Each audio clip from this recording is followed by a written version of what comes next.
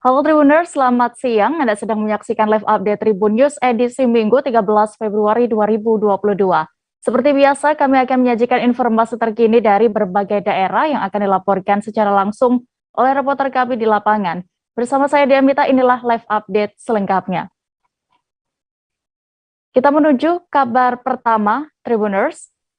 Penyelundupan narkoba melalui Bandara Juwata Tarakan, Kalimantan Utara berhasil digagalkan. Dalam penangkapan pelaku penyelundupan narkoba kali ini, petugas mengamankan sabu seberat 8,3 kg. Untuk mengetahui lebih detailnya sudah bergabung bersama kami rekan Andi Pausia, jurnalis Tribun Kaltara yang akan menyampaikan laporannya. Halo rekan Andi, bagaimana untuk kronologis penangkapan pelaku terduga pembawa sabu seberat 8,2 kg ini? Iya, baik rekan Dea, selamat siang Tribuner. Saya Andi melaporkan dari Kota Tarakan, Provinsi Kalimantan Utara. Jumat tanggal 11 kemarin terjadi penangkapan terhadap pria berjenis kelamin laki-laki berinisial IR berusia 24 tahun di Bandara Internasional Juwata Kota Tarakan. Penangkapan dilakukan sekitar pukul 11.30 WITA atau sekitar setengah jam sebelum melaksanakan boarding. Adapun barang bukti yang ditemukan oleh petugas gabungan yakni ada 8 bungkus yang diduga berisi narkotika jenis sabu-sabu seberat 8,2 kg dan sebagiannya lagi dimasukkan di dalam kardus dan sebagiannya dikemas di dalam kemasan teh Cina. Dikatakan Letkol Infantri Reza Fajar Lesmana, Komandan Kodim 0907 Tarakan, memang dalam hal penangkapannya sendiri tidak hanya melibatkan personel dari Kodim, melainkan tetapi juga melibatkan dari banyak unsur, diantaranya dari petugas APSEK, dari Satgas Pengamanan Bandara Juwata Tarakan, kemudian dibantu dari tim pemberantasan dari BNNP Provinsi Kaltara, dan juga dari Polres Tarakan, juga ada dari Sat Narkoba Polres Tarakan, dan juga dari Lanut. Adapun sebenarnya awal mula informasi diperoleh adanya dugaan pelaku membawa sabu-sabu tersebut diperoleh dari jajaran unit Intel Kodim 0907 Tarakan, lalu kemudian dikembangkan di Bandara Juwata Tarakan. Sementara itu setelah dilakukan investigasi awal, IR diketahui berencana akan terbang menggunakan Lion Air menuju Bandara Sultan Hasanuddin yang ada di Kota Makassar dan akan take off sekitar pukul 12:05 WITA sesuai yang tertera dalam tiket pesawat. Namun apesnya IR berhasil diringkus di Bandara Juwata Tarakan dan diamankan oleh petugas. Demikian rekan Dea. Ya, lalu bagaimana selanjutnya tindak lanjut terhadap pelaku yang membawa sabu-sabu ini?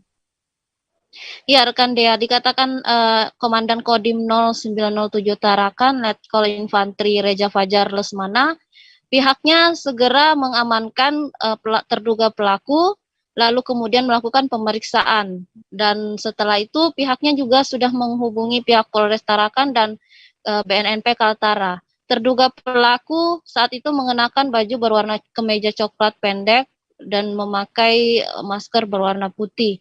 Kemudian terduga pelaku pun segera dibawa ke Makodim 0907 Tarakan di Kelurahan Kampung 1 untuk diinterogasi lebih lanjut. Karena memang kondisinya juga tidak memungkinkan dilakukan di Bandara Juwata Tarakan.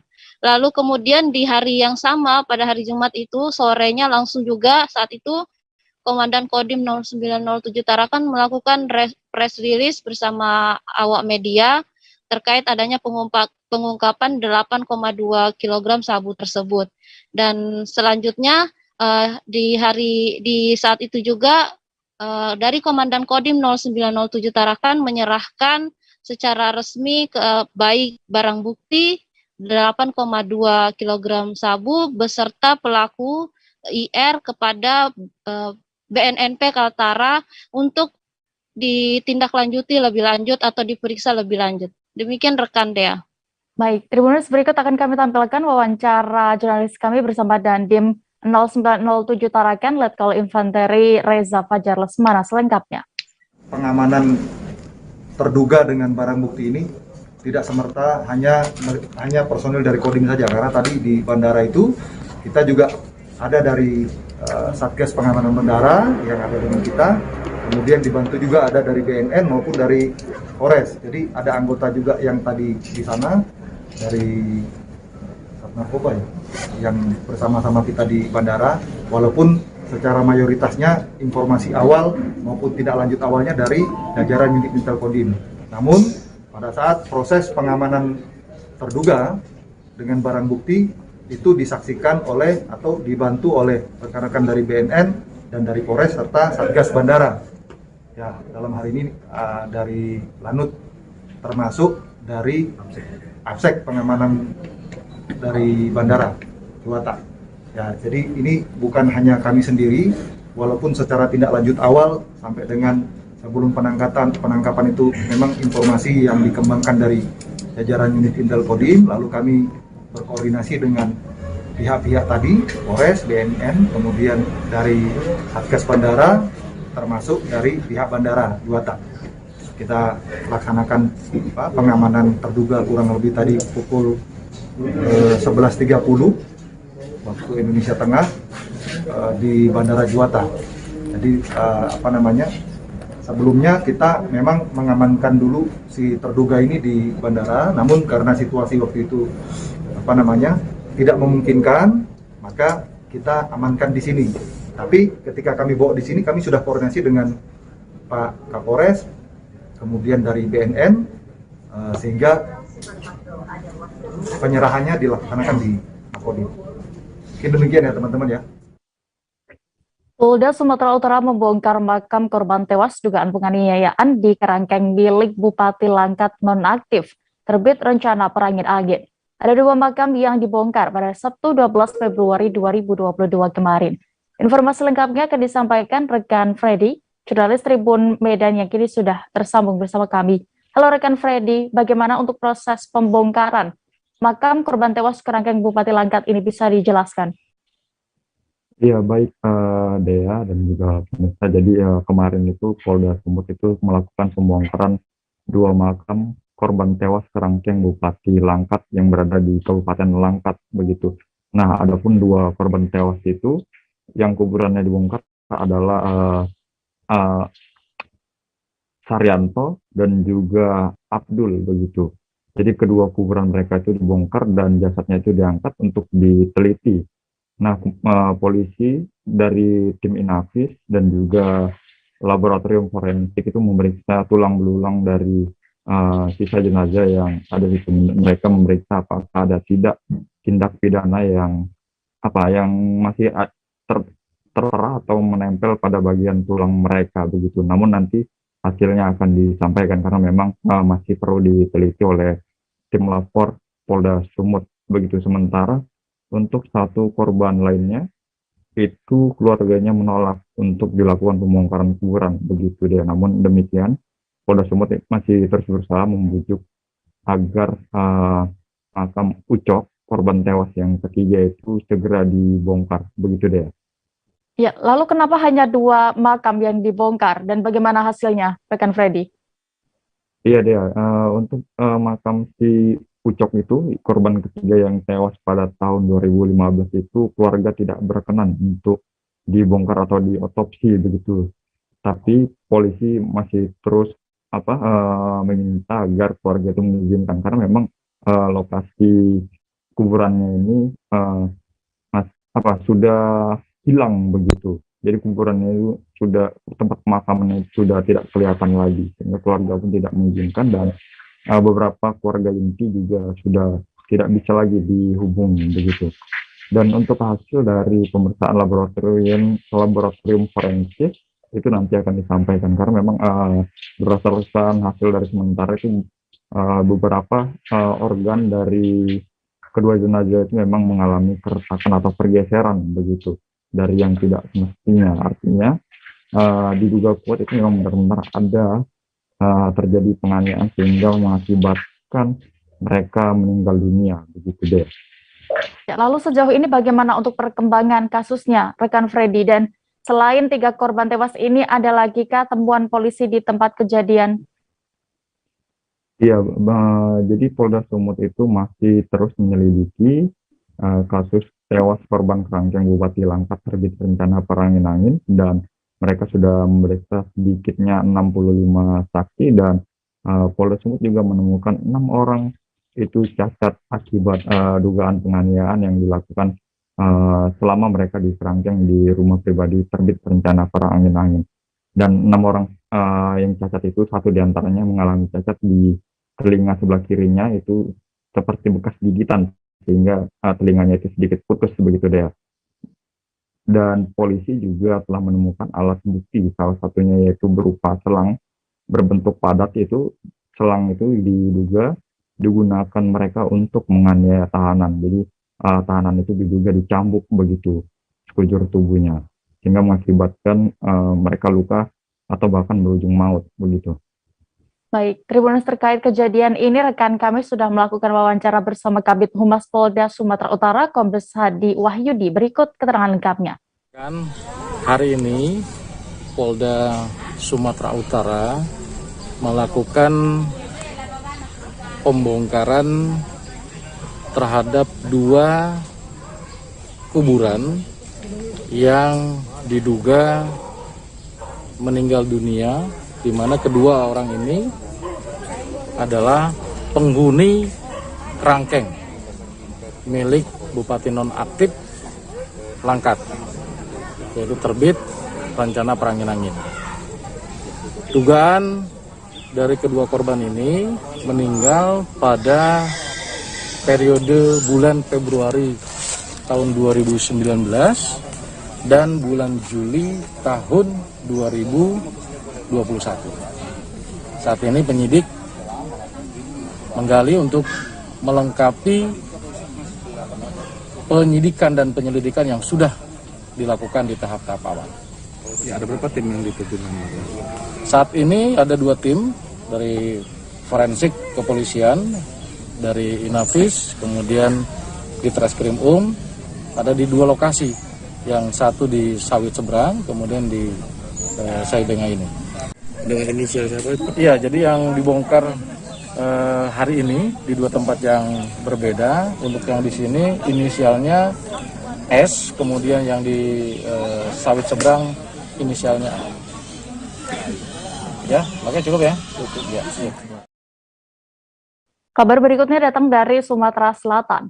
Suhandi terdakwa kasus penyuapan Bupati Nonaktif Musi Banyuasin Dodi Reza Alex menjalani sidang di hadapan Majelis Hakim Tipikor Palembang.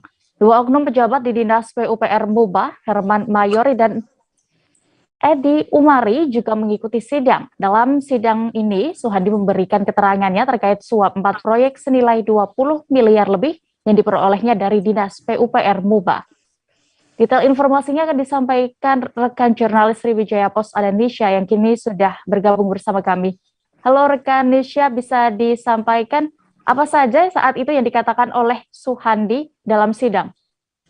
Baik deh, untuk dalam sidang sendiri, Bapak Suhandi selaku terdakwa dan di sini dalam hal ini adalah sebagai kontraktor, mengatakan dan membenarkan bahwasanya memang ada sejumlah uang yang ia berikan kepada Edi Umari dan Herman Mayori, yang mana dalam hal ini 2 nama tersebut adalah tersangka.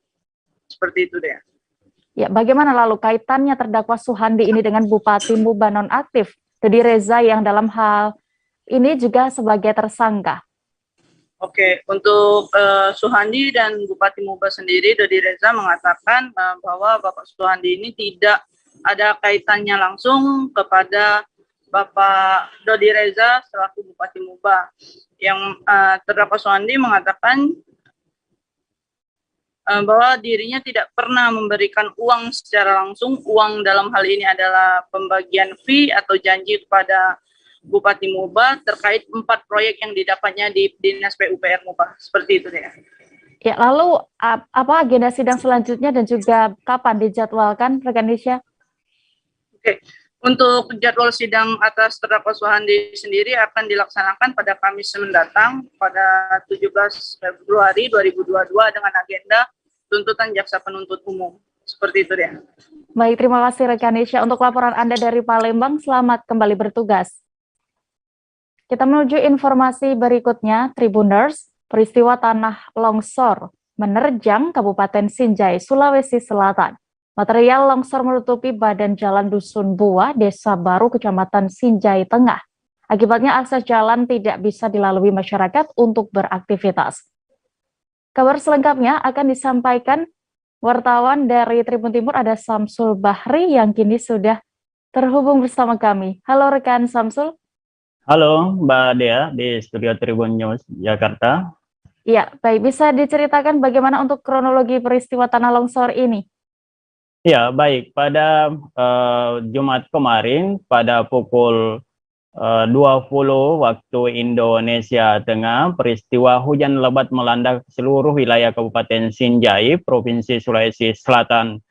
Hujan lebat disertai dengan angin kencang, dan bersamaan itu salah satu gunung yang kemudian di bawahnya terdapat jalanan yang menghubungkan dari Manimpahui ke Bikeru, Kecamatan Sinjai Tengah ke Kecamatan Sinjai Selatan, kemudian jatuh dan menutupi seluruh badan jalan.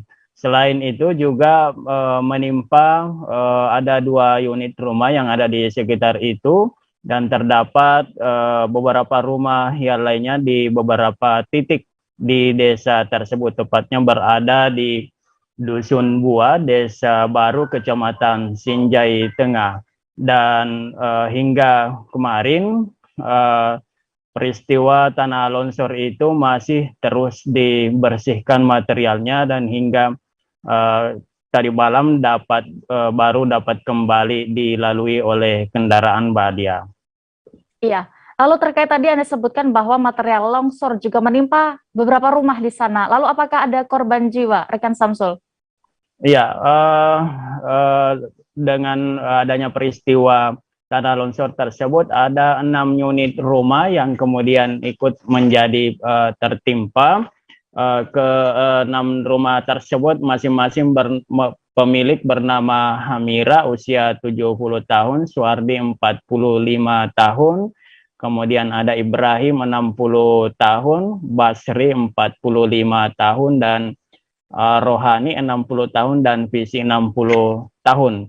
Dan ini terjadi masih dalam satu desa, di beberapa titik, maksud saya Mbak Dea. Namun dalam peristiwa tersebut tidak ada korban jiwa, hanya rumah membutuhkan pembersihan material dan membutuhkan perbaikan kembali, seperti itu Mbak Dea. Ya, terakhir, bagaimana sikap Pemkab Sinjai mengenai peristiwa ini? Ya, pemerintah Kabupaten Sinjai cukup merespon dengan baik, dan setelah pagi kemarin mereka sudah menerjunkan alat berat berupa loader untuk membersihkan material longsoran yang ada, khusus yang ada di badan jalan. Sementara yang ada di rumah-rumah warga itu masih dikerja secara manual, karena memang rumah-rumah yang terdampak dengan tanah longsor tersebut berada di daerah yang tanahnya labil dan kemudian berada di daerah tebing, sehingga alat berat susah untuk turun, sehingga hanya masyarakat yang pemilik rumah bersama dengan masyarakat di desa itu bergotong royong untuk membersihkan material longsoran mereka agar tidak masuk di dalam rumah secara total. Karena ini hanya sebagian saja rumah-rumah yang bagian rumah yang terkena tanah longsor, Mbak Dea. Dan penting kami sampaikan bahwa hingga saat ini masih daerah Kabupaten Sinjai masih terus diguyur dengan hujan deras, sehingga pihak Badan Penanggulangan Bencana Daerah Kabupaten Sinjai tetap mengingatkan kepada seluruh masyarakat yang ada di daerah ini agar tetap waspada terhadap dampak yang ditimbulkan cuaca ekstrim tersebut. Baik, terima kasih rekan Samsul melaporkan dari Kabupaten Sinjai, Sulawesi Tengah. Selamat bertugas kembali. Tribuners, kami masih akan kembali dengan informasi pilihan lainnya. Tetaplah di Live Update Tribun News. Oke, apa kabar Bang Ariski di sini untuk strateginya? Kalau saya sendiri di Jumip 37 ini yang semalam baru mulai, Apa yang saya dirasakan udah Kak Fernita? Sebenarnya aku nggak ngerasa itu penangkapan atau penggerebegan atau apapun itu, karena gini loh, posisinya aku Kriteria. lagi main. Jadi kita mengenal disebut dengan stroke yang tidak berdarah dengan stroke yang berdarah. Stroke yang tidak berdarah itu biasanya ditandai dengan adanya penyumbatan. Kalau itu terjadi di sini mungkin pikirnya tidak ke situ kali ya, tapi kalau di Korea atau di Kamboja itu ada beberapa paper yang saya itu mas, ya dulunya tukang koran. Oh gitu ya, Tukang koran. ya saya baca itu Pak. Tuh kan pernah baca kan? Ya. Jadi kalau saya jadi tanggal itu udah bersyukur banget. Si anak ini dijadikan sebagai tersangka begitu. Ya, kalau ini kita bicara yang di luar kasus Sebongombo ya. Dengan nama hujan shower, di mana terdapat batas jelas antara daerah hujan dan tidak hujan yang biasanya terjadi pada fase awal master stage atau tahap berbahaya dewasa. itu Kang. Jadi mulai artinya terjadinya perlembekan. Nah itu untuk penetrasi akan sulit gitu ya. Dok, saya ini menurut saya memang tidak mudah, bukan urusan tanah diambil. Kalau misalnya Amerika Serikat sekarang, Rasulullah mengatakan dalam sebuah hadis bahwa berpuasa di 6 hari Syawal itu. Oke, apa kabar Bang Ariski di sini untuk strateginya? Kalau saya sendiri di Jumip 37 ini yang semalam baru mulai, Apa yang saya dirasakan udah Kak Fernita? Sebenarnya aku nggak ngerasa itu penangkapan atau penggerebegan atau apapun itu, karena gini loh, posisinya aku lagi Kriteria. main. Jadi kita mengenal disebut dengan stroke yang tidak berdarah dengan stroke yang berdarah. Stroke yang tidak berdarah itu biasanya ditandai dengan adanya penyumbatan. kalau itu terjadi di sini mungkin pikirnya tidak ke situ kali ya, tapi kalau di Korea atau di Kamboja itu ada beberapa paper yang Saya itu mas, ya dulunya tukang koran. Oh gitu ya, Tukang koran. ya saya baca itu Pak. Tuh kan pernah baca kan? Ya. Jadi kalau saya jadi tanggal itu udah bersyukur banget. Si anak ini dijadikan sebagai tersangka begitu. Ya, kalau ini kita bicara yang di luar kasus Sebongombo ya. Dengan nama hujan shower, di mana terdapat batas jelas antara daerah hujan dan tidak hujan yang biasanya terjadi pada fase awal master stage atau tahap Berbahaya dewasa. itu Kang. Jadi mulai artinya terjadinya perlembekan. Nah itu untuk penetrasi akan sulit gitu ya. Dok, saya ini menurut saya memang tidak mudah, bukan urusan tanah diambil. Kalau misalnya Amerika Serikat sekarang, Rasulullah mengatakan dalam sebuah hadis bahwa berpuasa di 6 hari Syawal itu. Oke, apa kabar Bang Ariski di sini untuk strateginya? Kalau saya sendiri di Jumip 37 ini yang semalam baru mulai, Apa yang saya dirasakan udah Kak Fernita? Sebenarnya aku nggak ngerasa itu penangkapan atau penggerebegan atau apapun itu, karena gini loh, posisinya aku lagi Kriteria. main. Jadi kita mengenal disebut dengan stroke yang tidak berdarah dengan stroke yang berdarah. Kembali di Live Update Tribun News, kita langsung menuju kabar berikutnya. Tribuners, sebuah mobil Nissan Livina terbakar di jalan lintas KKA Takengon, Bener Meriah, Aceh. Mobil itu ditumpangi 3 perempuan warga Nisam Antara, Kabupaten Aceh Utara. Mereka adalah bagian dari 6 mobil rombongan tujuan ke Takengon, Aceh Tengah. Selengkapnya akan disampaikan jurnalis Rambi News, ada Budi Patria yang kini sudah bergabung bersama kami. Halo rekan Budi, bagaimana bisa Anda ceritakan kronologis kejadian ini? Ya rekan dia, awalnya mobil Grand Livina tersebut melintas dari Nisam Antara Kabupaten Aceh Utara menuju ke Takengon ya, Aceh Tengah untuk tujuan berlibur. Tiba-tiba dalam perjalanan dari Nisam Antara menuju ke Takengon, pas di Kabupaten Aceh Bener Meriah, tepatnya di tanjakan Burnipase, itu mobil Grand Livina ini awalnya beriringan dengan 6 mobil lainnya rombongan ya. Jadi mobil Grand Livina ini pas di tanjakan itu mengeluarkan asap hitam dari kap depan mobil. mengeluarkan asap hitam. Setelah itu penumpang dan juga sopir keluar dari mobil tersebut melihat percikan api sudah keluar, jadi mereka langsung keluar dari mobil dan menyelamatkan barang-barang di dalam mobil, barang bawaan mereka. Setelah itu mereka panik, karena panik mereka tidak berani memadamkan apinya. Setelah itu ada petugas dari pihak kepolisian yang menghubungi petugas pemadam kebakaran BPBD, unit BPBD Benar Meriah. Setelah itu tiba di lokasi kejadian, unit BPBD Benar Meriah itu baru mobil bisa dipadamkan sekira jam 12. Ya, kejadiannya jam 12, itu sekira jam 1 bisa dipadamkan. Begitu rekan Dea. Lalu adakah korban jiwa dalam peristiwa ini?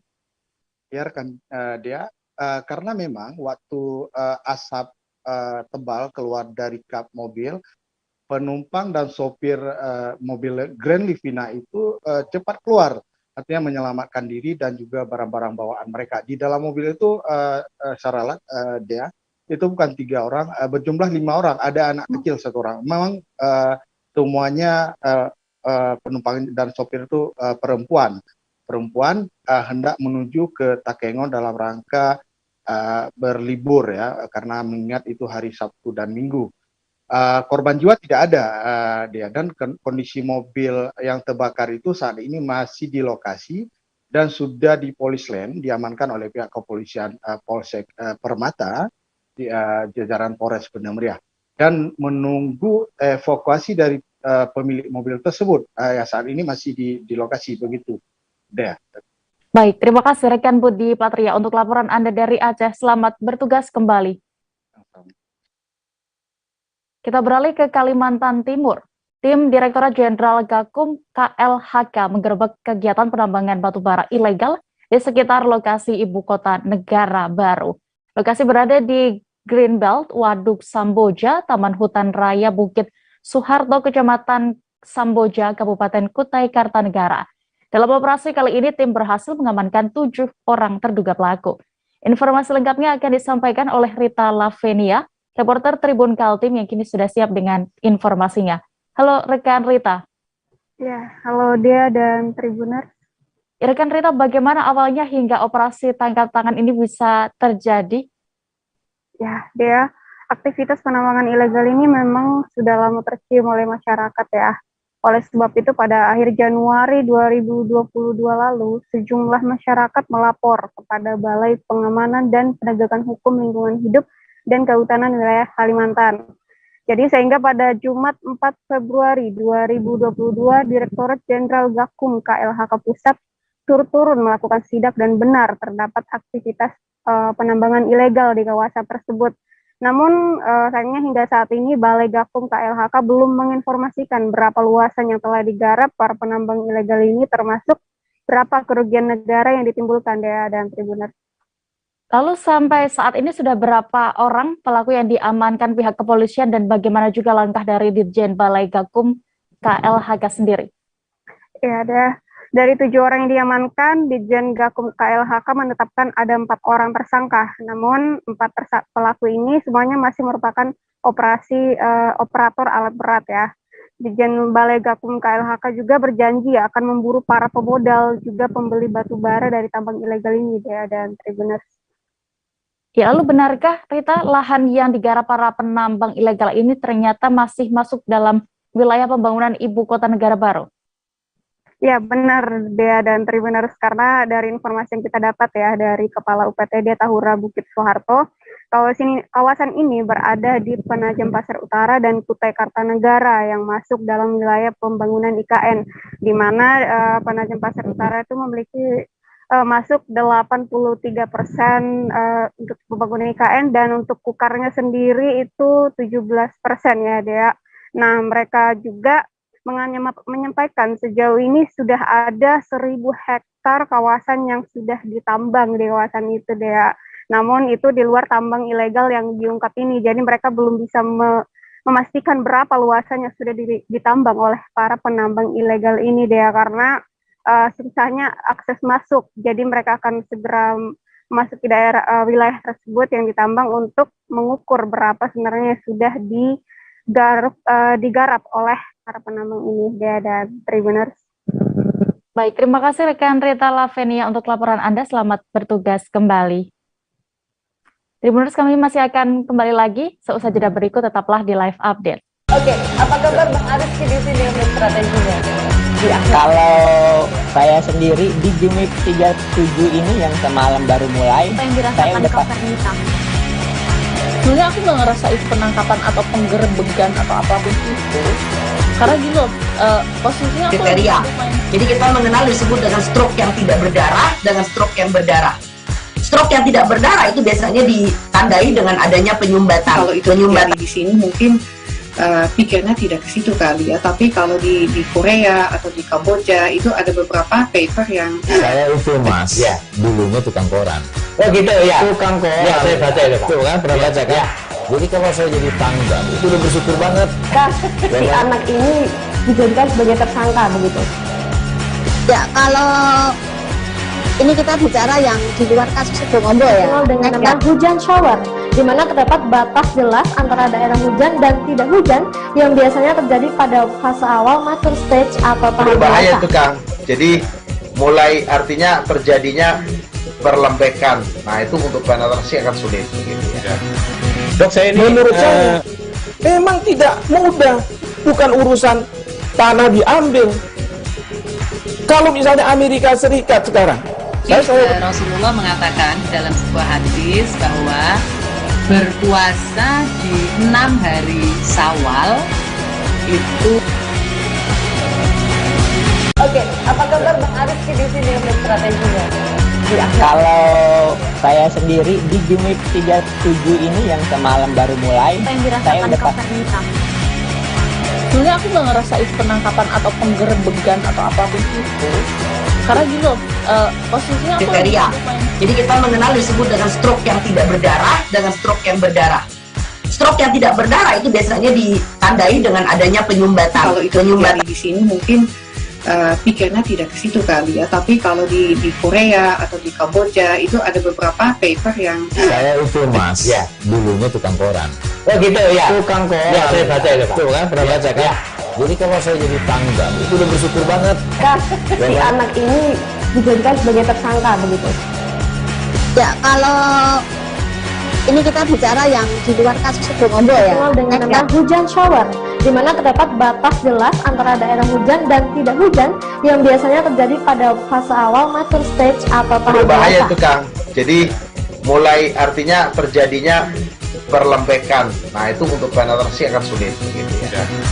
Dok, saya ini menurut saya memang tidak mudah, bukan urusan tanah diambil. Kalau misalnya Amerika Serikat sekarang, Rasulullah mengatakan dalam sebuah hadis bahwa berpuasa di 6 hari Syawal itu. Oke, apa kabar Bang Aris di sini untuk strateginya? Kalau saya sendiri di Jumip 37 ini yang semalam baru mulai, Apa yang saya dirasakan udah Kopernita? Sebenarnya aku nggak ngerasain penangkapan atau penggerebekan atau apapun itu. Karena gini loh, posisinya aku Kriteria. Jadi kita mengenal disebut dengan stroke yang tidak berdarah dengan stroke yang berdarah. Stroke yang tidak berdarah itu biasanya ditandai dengan adanya penyumbatan. kalau itu terjadi di sini mungkin pikirnya tidak ke situ kali ya, tapi kalau di Korea atau di Kamboja itu ada beberapa paper yang Saya itu Mas, ya, dulunya tukang koran. Oh gitu ya. Tukang koran. Ya, saya baca itu Pak. Tuh kan, pernah baca kan? Ya. Jadi kalau saya jadi tanggam, itu udah bersyukur banget. Si anak ini dijadikan sebagai tersangka begitu. Ya, kalau ini kita bicara yang di luar kasus Sebongombo ya. Dikenal dengan nama hujan shower, di mana terdapat batas jelas antara daerah hujan dan tidak hujan yang biasanya terjadi pada fase awal mature stage atau tahap Berbahaya dewasa. itu Kang. Jadi mulai artinya terjadinya perlembekan. Nah itu untuk penetrasi akan sulit. Gitu, ya. Dok, saya ini menurut saya memang tidak mudah, bukan urusan tanah diambil. Kalau misalnya Amerika Serikat sekarang, Rasulullah mengatakan dalam sebuah hadis bahwa berpuasa di 6 hari Syawal itu. Oke, apa kabar Bang Ariski di sini untuk strateginya? Kalau saya sendiri di Jumit 37 ini yang semalam baru mulai, Apa yang saya dirasakan udah Kapten Hitam? Sebenarnya aku nggak ngerasa itu penangkapan atau penggerebegan atau apapun itu. Karena gini loh, posisinya aku Kriteria. Jadi kita mengenal disebut dengan stroke yang tidak berdarah dengan stroke yang berdarah. Stroke yang tidak berdarah itu biasanya ditandai dengan adanya penyumbatan. Kalau itu terjadi di sini mungkin pikirnya tidak ke situ kali ya, tapi kalau di Korea atau di Kamboja itu ada beberapa paper yang Saya itu mas, ya dulunya tukang koran. Oh gitu ya. Tukang koran. Ya, saya baca itu. Terima kasih Anda masih menyaksikan live update Tribun News. Kita menuju informasi berikutnya. Provinsi Kepulauan Riau memang banyak menyimpan berbagai macam destinasi wisata yang tersebar di kabupaten atau kota wilayahnya. Salah satunya adalah Kabupaten Lingga. Wilayah yang satu ini memiliki sebuah pusat wisata sejarah yakni Pulau Mepar di Kecamatan Lingga. Untuk mengetahui lebih detailnya sudah bergabung bersama kami wartawan dari Tribun Batam ada Febri Yuanda yang akan menyampaikan informasi lengkapnya. Halo rekan Febri. Ya, halo, selamat siang. Ya, selamat siang rekan Febri. Bisa Anda informasikan apa sebenarnya yang ditawarkan Pulau Mepar ini ketika wisatawan berkunjung ke sana? Baik, Dea, terima kasih. Perlu saya sampaikan bahwa untuk sesuai ya wisata sejarah, bahwa untuk berkunjung ke wisata Pulau Mepar ini, pengunjung akan ditawari sebuah wilayah ya yang dengan ciri khas Melayunya, yang juga merupakan wilayah yang merupakan sebelumnya pertahanan kerajaan Riau Lingga. Jadi beberapa hal yang ditawarkan di sini ya, salah satunya memang sesuai dengan tajuknya wisata sejarah, yaitu beberapa cagar budaya sejarah ya, baik itu dari sebuah benteng kerajaan dan juga berupa meriam-meriam yang tertutur rapi di sana ya. Salah satu meriam yang paling dikenal itu meriam Sumbing yang terletak di depan masjid Desa Mepar tersebut. Kemudian ketika kita berkunjung ya, di sini ada berbagai macam benteng, namun benteng yang terkenal di sini ada Benteng Leko ya. Benteng Leko itu terletak di bukit ya. Semua benteng tersebut terletak di bukit, namun di Benteng Leko ini terlihat jelas ya bahwa kita bisa memandang laut yang luas dan pegunungan Dai Lingga, dan juga tampak juga ya ketika sore hari pengunjung bisa menikmati pemandangan sunset yang luar biasa di sana. Ya, itu memang Pulau Mepar ini tepat ya berada di depan ibu kota dari Kabupaten Lingga, begitu deh ya. Ya, lalu selain sisi sejarah tadi, apalagi yang menjadi daya tarik wisata di sana? Baik deh, untuk daya tarik sendiri ya, untuk wisata di sini itu masyarakat di sini masih memegang kearifan lokal ya, atau kebudayaan Melayu sendiri, yaitu dengan salah satunya biasanya ada juga beberapa tamu juga akan disambut dengan makan bersama, yaitu uniknya dari makan bersama ini biasanya tamu kalau di modern ini biasanya makan secara prasmanan ya, tapi kalau di sini dengan memegang tradisi Melayu mereka akan disambut dengan makan berhidang ya, dengan disediakan talam berhidang yang merupakan tradisi Melayu sendiri. Kemudian itu juga para pengunjung juga ditawarkan dengan sebuah anyaman tudung saji ya, yang juga bisa dijadikan oleh-oleh oleh para pengunjung yang di sana. Memang anyaman tudung saji ini dibuat langsung oleh masyarakat setempat di sana. Tidak heran bahwa tudung saji Pandan Lingga ini juga masuk ke dalam warisan budaya tak benda. Selanjutnya juga permainan tradisional di sini juga terus dilestarikan ya, baik itu dari permainan gasing. Siapa yang tidak kenal dengan permainan gasing, Lingga ini juga masuk ke warisan budaya tak benda. Dan juga ada permainan unik lagi yang jarang ditemukan di tempat lain, yaitu permainan ambung yang biasanya disebut oleh masyarakat di sini. Jadi dari kebudayaannya, dari tradisionalnya, ataupun dari oleh-olehnya bisa juga. Dan juga membuat betah di sini juga masyarakat di sini ramah-ramah, sehingga ketika pengunjung datang ke sini akan disambut oleh masyarakat dengan baik. Begitu dia. Ya, terakhir rekan Febri, bagaimana untuk akses perjalanan ke sana? Apakah sulit untuk ditempuh?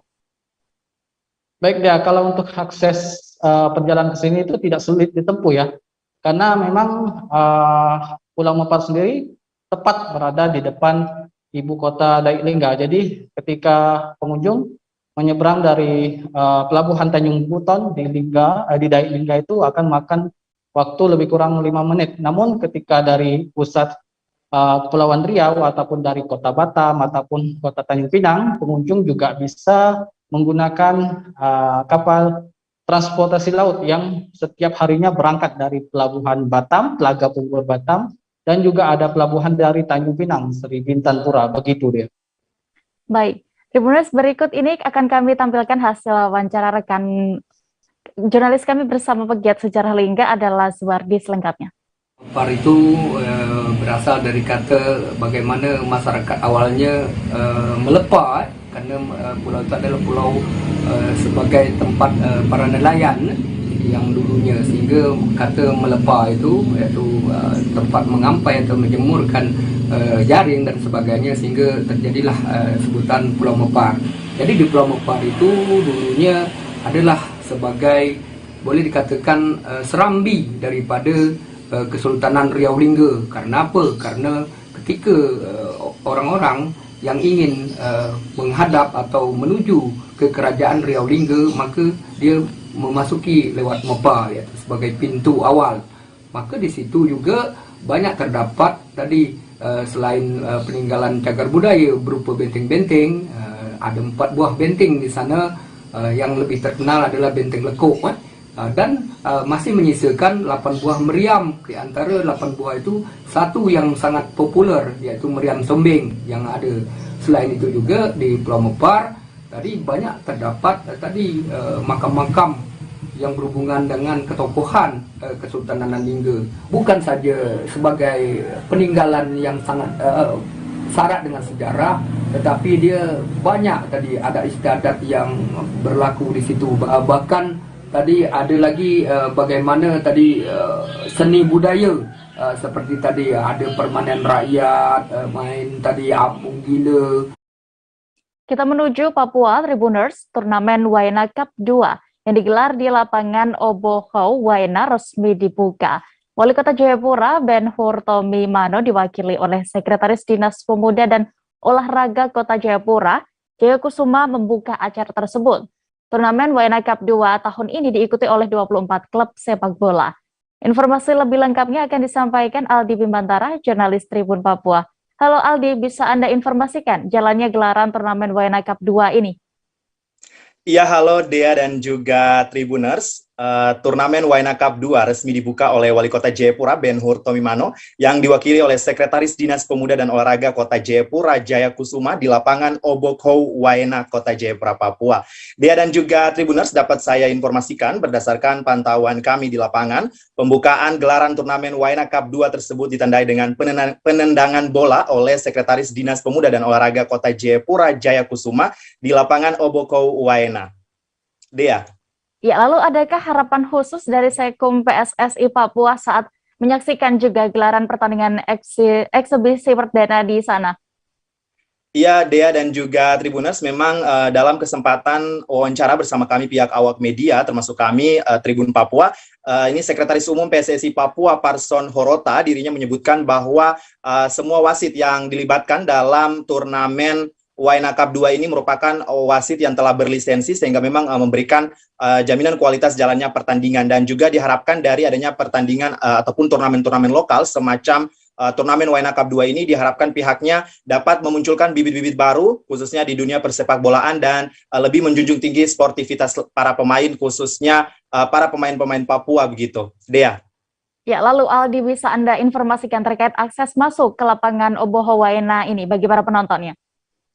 Iya, Dea dan juga Tribuners, memang gelaran turnamen Waena Cup 2 kali ini memang dibuka pada saat akhir pekan begitu, dan juga memang diimbau bagi para masyarakat Kota Jayapura khususnya pecinta dunia sepak bola yang ingin menyaksikan langsung laga perdana yang berlangsung hari ini dan juga nanti akan dilanjutkan keesokan harinya, dapat langsung menuju ke Waena, kawasan Waena di Distrik Heram, Kota Jayapura, Papua, dengan tentunya menerapkan protokol kesehatan ketat dengan mencuci tangan, menjaga jarak, dan mengenakan masker. Kemudian juga dapat saya informasikan, Dea dan juga Tribuners, pihak panitia dari turnamen ini juga membatasi jumlah pengunjung yang nantinya akan menyaksikan secara langsung di lapangan begitu, dan memang panitia juga memberikan alternatif, yakni bagi para penonton yang mungkin belum bisa berkesempatan untuk menyaksikan pertandingan ini secara langsung dapat mengikutinya melalui live streaming di kanal pihak dari turnamen ini sendiri. Dea. Baik, terima kasih rekan Aldi untuk informasi Anda, dan berikut Tribuners kami tampilkan hasil wawancara jurnalis kami bersama Sekretaris Umum PSSI Papua, Person Hereta, selengkapnya. Dari kompetisi ini kita berharapkan bahwa dari kompetisi ini akan muncul pemain-pemain Papua yang bisa muncul di permukaan sepak bola Indonesia. Ya, kita tahu bahwa kita di sepak bola di Papua ini kita susah sekali punya pemain-pemain muda begitu. Jadi mungkin dengan kompetisi ini kita berharap bahwa bisa muncul dengan banyaknya kompetisi, banyaknya turnamen. Kami berpikir bahwa itu bisa menciptakan pemain-pemain yang handal, terutama pemain-pemain muda. Karena kita lihat sepak bola bukan lagi sekedar hobi, tetapi sepak bola adalah sekarang masuk ke industri sepak bola. Industri. Berarti kita berharap bahwa dari sepak bola ini akan muncul pemain-pemain yang bagus, yang punya kualitas dan akan menjadi pekerjaan untuk pemain yang bersangkutan. Saya pikir itu. Baik, Bapak kemudian mungkin pesan-pesan untuk para peserta klub 24 ya, 24 klub ini seperti apa untuk pertandingan? Ya, kami berharap dari 24 tim yang terlibat ini benar-benar bermain sepak bola, menunjukkan teknik, menunjukkan skill, hasil latihan dari pelatih-pelatih, sehingga betul-betul yang ditonton oleh masyarakat adalah sepak bola. Bukan kita menunjukkan emosi di dalam, tetapi yang kita bangun adalah sepak bola, olahraga sepak bola, dan pemain-pemain itu dibina dengan aturan sehingga bermain sepak bola yang benar juga kepada seluruh pelatih, sehingga harus menghargai setiap keputusan wasit, apapun yang dilakukan di dalam lapangan yang diambil oleh wasit itu adalah bagian untuk mengendalikan suatu pertandingan sehingga betul-betul pertandingan itu ada pada koridornya. Baik. Tribuners, saat ini semakin banyak pilihan jika Anda ingin berkunjung ke area daya tarik wisata atau DTW Guci di Tegal, Jawa Tengah. Selain pemandian air panas yang menjadi ikon utama, pengunjung juga bisa menikmati destinasi lain, satu di antaranya adalah Curug Sigeong. Curug Sigeong ini memiliki dua daya tarik utama. Apa saja itu? Selengkapnya akan disampaikan Desta Laila, reporter Tribun Jateng yang kini sudah bergabung bersama kami di sana. Halo rekan Desta. Halo rekan Dia, selamat siang. Selamat siang, rekan Desa, bisa Anda informasikan terkait Curug Sigeong ini, lokasi tepatnya ada di mana, lalu juga apa saja yang ditawarkan? Oke, baik rekan Dia. Untuk Curug Sigeong ini merupakan salah satu destinasi wisata yang berada di area DTW Guci, Kabupaten Tegal. Adapun Curug Sigeong ini merupakan wisata yang sudah dibuka sejak tahun 2017 lalu dan menyediakan dua destinasi utama, yaitu pegunungan khas Guci dan juga terdapat air terjun dari aliran Sungai Bung dan juga terdapat kolam pemandian air panas, Tribuners. Adapun untuk di Curug Sigeong sendiri juga membacakan pengunjungnya karena terdapat spot di dekat air terjun yang jaraknya lumayan dekat, yaitu terdapat spot untuk tempat makan, Tribuners, sehingga jika pengunjung ingin berkunjung tidak perlu membawa makanan ataupun lainnya karena di situ sudah tersedia, Tribuners, termasuk juga minumannya. Adapun untuk lokasinya sendiri memang sedikit membutuhkan usaha lebih karena lokasinya cukup lumayan, Tribuners. Untuk jalannya sendiri sekitar kurang dari 1 km, Tribuners, dan memang ada sedikit anakan tangga, namun untuk pemandangan sendiri memang cukup indah, Tribuners. Ya, rekan Dea. Ya, lalu berapa untuk biaya tiket masuknya? Untuk biaya tiket masuknya sendiri cukup murah, Tribuners, yaitu hanya 5.000 per orang. biaya 5.000 ini berlaku untuk semua usia dan tidak membedakan antara weekend maupun weekend Tribuners. Jadi harga tiket ini berlaku sama 5.000 dan dengan tiket 5.000 ini Tribuners atau pengunjung sudah bisa menikmati semua dua wisata unggulan tadi Tribuners, yaitu menikmati pemandangan air terjun dan juga mandi di kolam air hangat di Curug Sigeong Tribuners. Ya, lalu rekan desa di sana di Curug Sigeong ini apakah bisa digunakan sebagai area berkemah? Dan jika bisa, adakah biayanya? Oke, betul sekali rekan ya. Untuk di Curug Sigeong sendiri memang menyediakan spot khusus untuk berkemah atau camping Tribuners.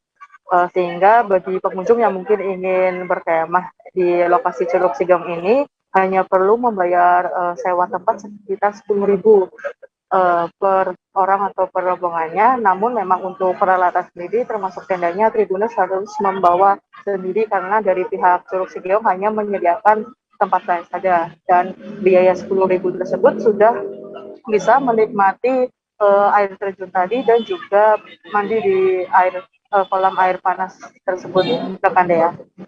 Baik, Tribuners, berikut untuk lebih detailnya lagi, rekan desa sudah melakukan wawancara bersama pengelola Curug Sigeong Guci Kabupaten Tegal, Bas Samsudin. Berikut selengkapnya.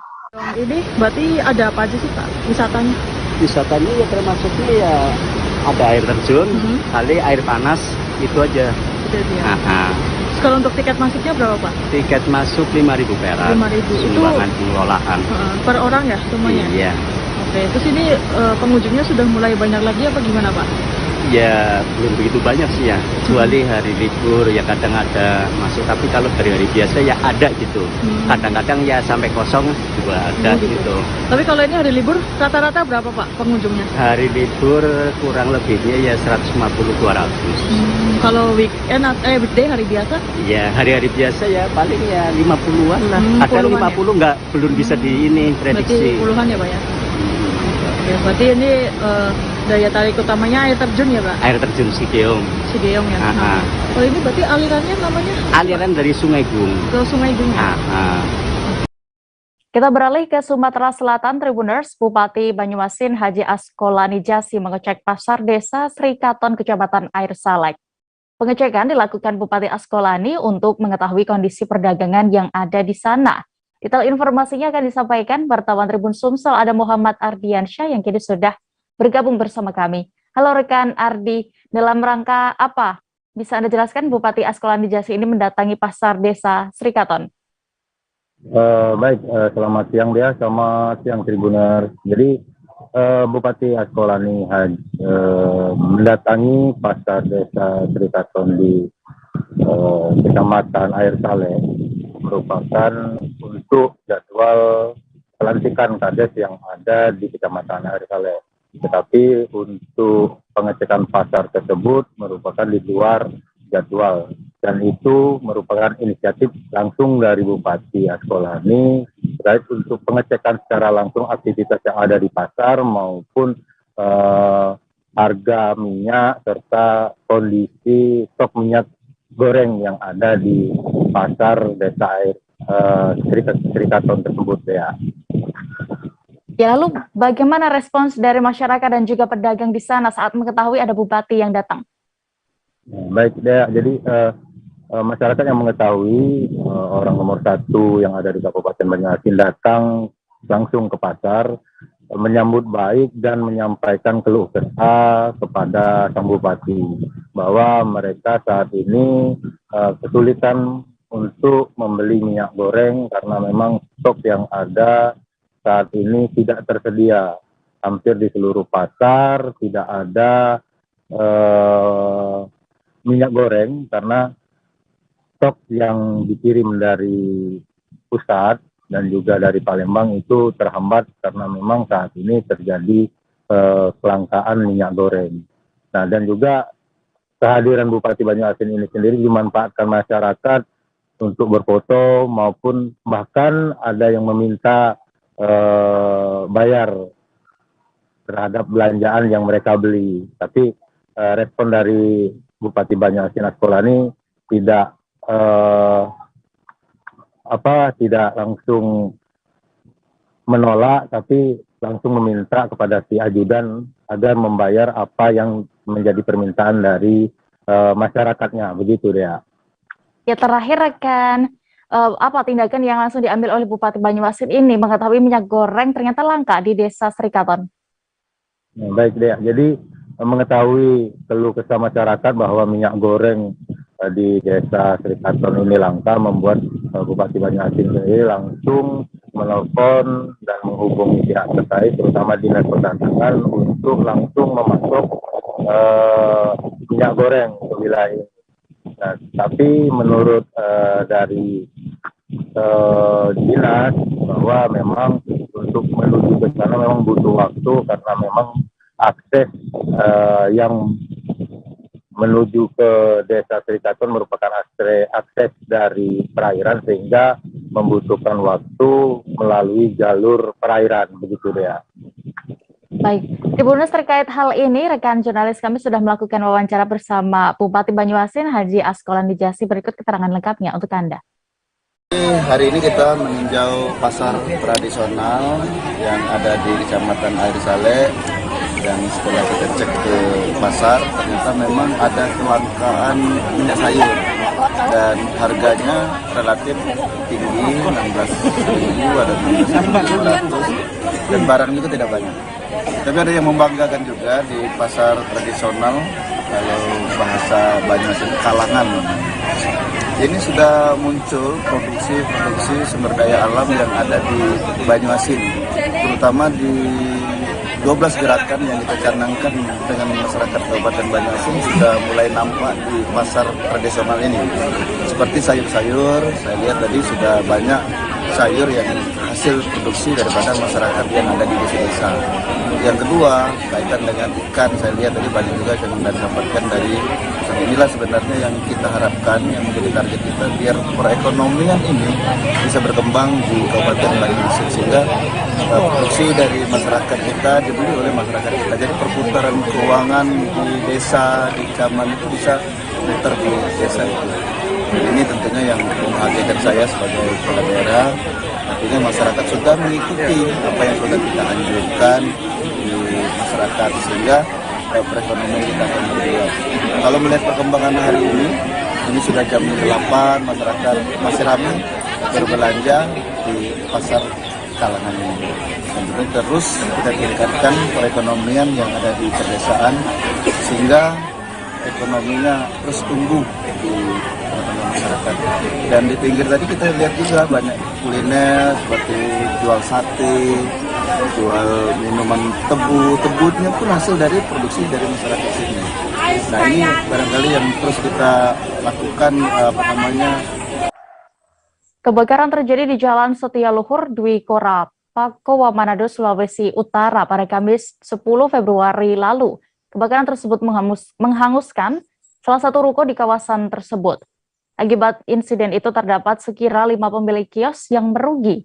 Bagaimana kondisi terkini pasca kebakaran akan disampaikan jurnalis Tribun Manado, ada Andreas Ruwau yang kini sudah bergabung bersama kami. Halo rekan Andreas. Oke, halo dia. Rekan Andreas, apakah saat ini sudah ada relokasi tempat berjualan pasca kebakaran itu?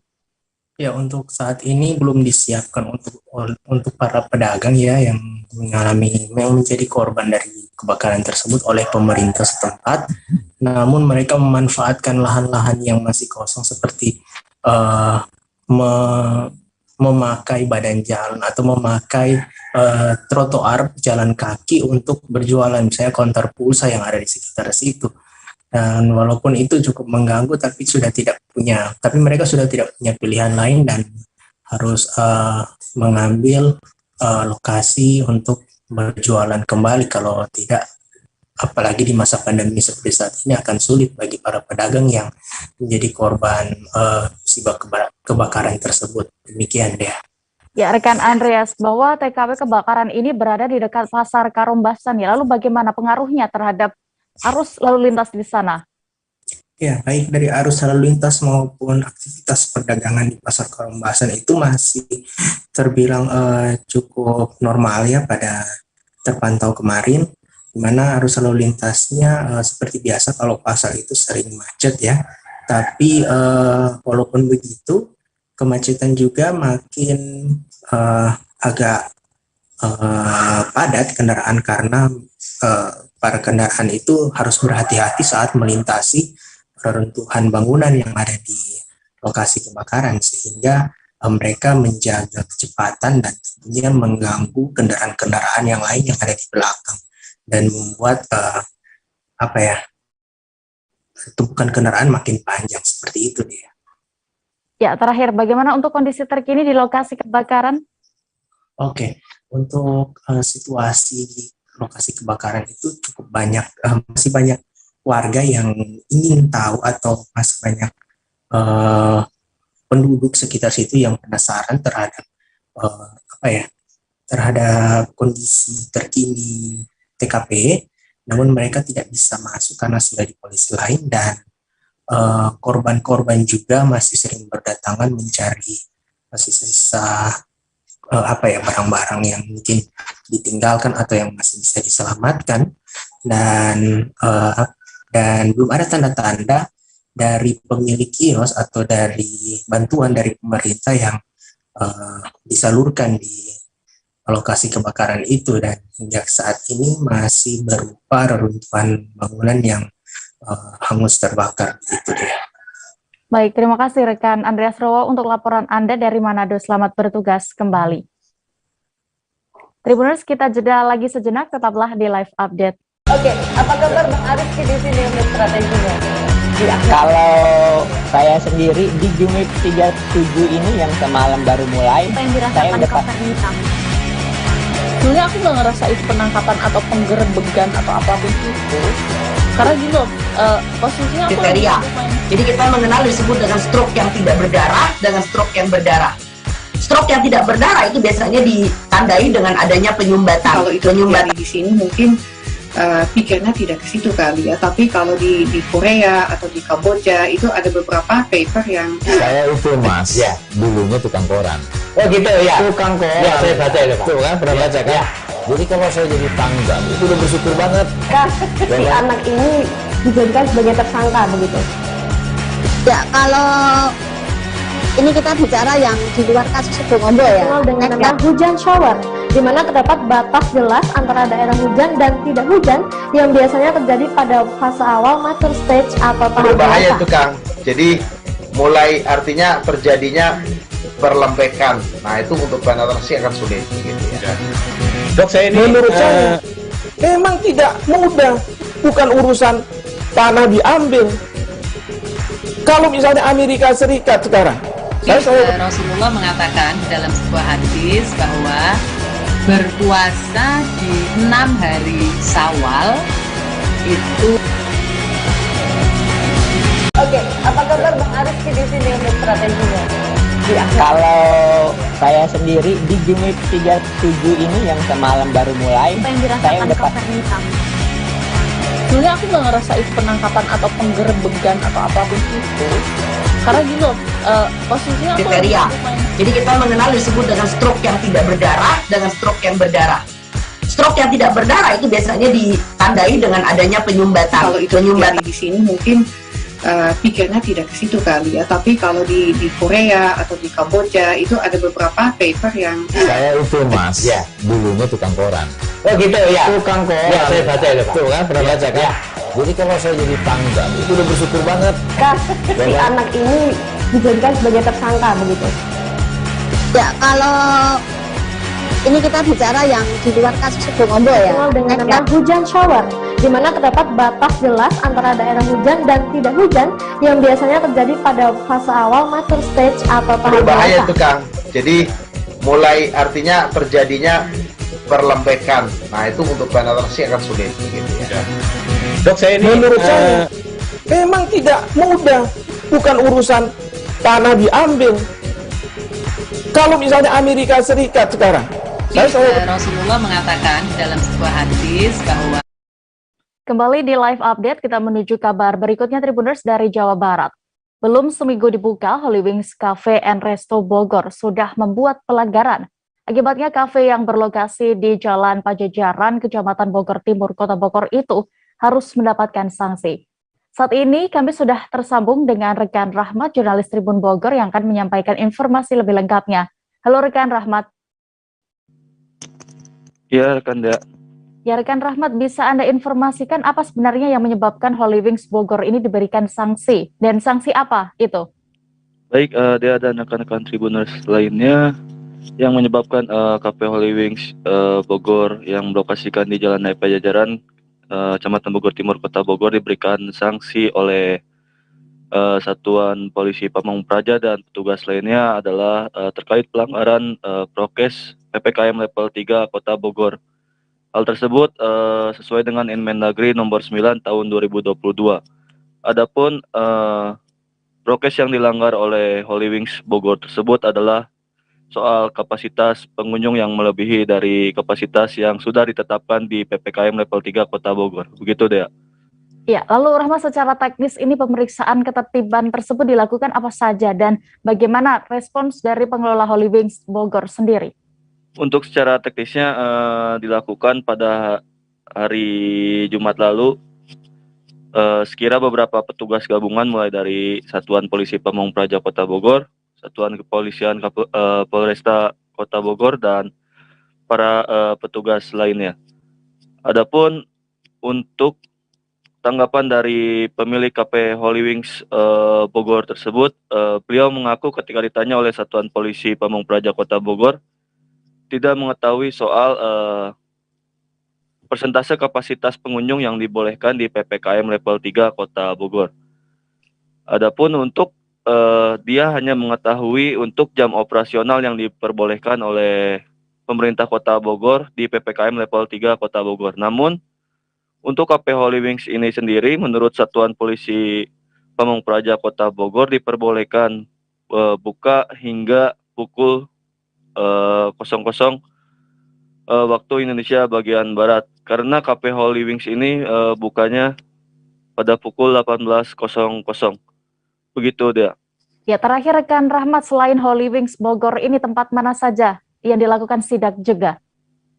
Selain Holy Wings Bogor, Satuan Polisi Pamong Praja Kota Bogor dan para petugas gabungan lainnya melakukan sidak ke beberapa tempat lainnya di wilayah Kota Bogor. Pada hari bersamaan, Satuan Polisi Pamong Praja Kota Bogor dan petugas lainnya melakukan sidak ke salah satu kafe yang berlokasikan di daerah Bogor Timur, Kota Bogor, yaitu Andamar. Untuk sanksi yang diberikan ke kafe Andamar tersebut senilai 500.000 dan untuk Holy Wings senilai 1 juta. Begitu, Dea. Baik, terima kasih rekan Rahmat untuk laporan Anda dari Bogor, Jawa Barat. Selamat kembali bertugas. Tribuners, informasi tadi sekaligus menutup perjumpaan kita dalam live update hari ini. Dan lantaran masih di tengah pandemi, kami kembali mengingatkan kepada Anda untuk terus menerapkan protokol kesehatan dimanapun berada. Saya Diamita, beserta kru yang bertugas pamit. Terima kasih dan sampai jumpa. Jangan lupa like, subscribe, dan share ya.